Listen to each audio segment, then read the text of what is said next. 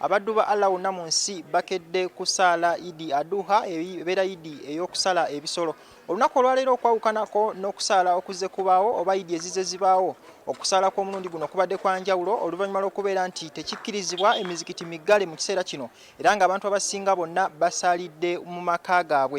Abantu ab'enjawulo bagenze maaso n'okuba nga basala ebisolo era nga n'okusaala nakwo kwetaniddwa abantu balubatu ddala ng'okusingira ddala buli omu abadde asinziira mu maka ge n'asaala oba oliawo n'abako n'obubaka bwatuusa eri eggwanga. Mu kusaala kuno Sheikh Yunus Kamoga y'omu ku bakulembedde okusaala wali mu maka ge agasangibwa e Kawempe era ng'ono omulamwa agutambuliza nnyo ku kuyimbula abasibe wabeewo obwenkanya mu makooti naddala nga bawozesa abasibe abavunaanyibwa emisango egy'enjawulo. Ono alowooza nti singa abantu ababa bakwatiddwa ne batwalibwa mu kkooti tebatulugunyizibwa kubanga omuntu atulugunyiziddwa oba oliawo kibanga abamaze omusalira omusango. Sheikh Kamoga agamba nti kino kikyamu era ayagala wabeewo obwenkanya mu nkola y'emirimu.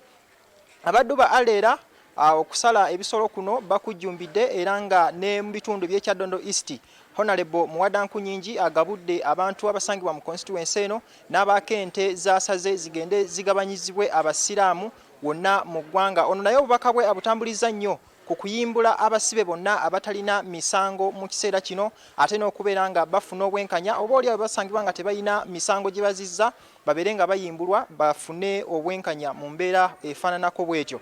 Omulange era okusinziira ku bakansala ab'enjawulo saako n'abantu be twogeddeko nabo baagala wabeewo gavumenti ekkirize abakulembeze babwe mu bitundu bye balonda okubeera nti babagabanyiza ku byokulya babagabanyiza ku buyambi basobole okuyita mu mbeera eno ey'okusomoozebwa gye tuli mu kiseera kino.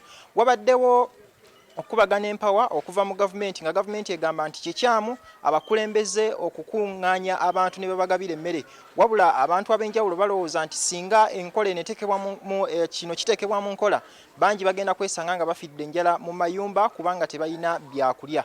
Nkomawo mu studios BBS Telefinance Ronald Kitanda nsinzidde wano mu bitundu eby'e Kawempe.